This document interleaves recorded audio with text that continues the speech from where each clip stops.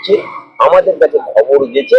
তাই being a advocate হিসাবে এবং মুসলিম রাষ্ট্রীয় মঞ্চে সাধু বাবা বলে হিন্দুদের তা না, উনি তো মানুষের স্বার্থে বসেছে।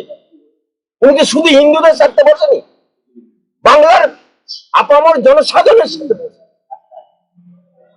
তাই একজন নাগরিক হিসেবে, পশ্চিম বাংলার একজন নাগরিক হিসেবে, একজন আইনজীবী হিসেবে, কি আইনের উল্লঙ্ঘন করছে, কি পেয়েছে তৃণমূল কাউন্সিলর, কি পেয়েছে, কি ছিল, কি হলো, এই দাদাগিরি, আমরা চলতে দেবো না।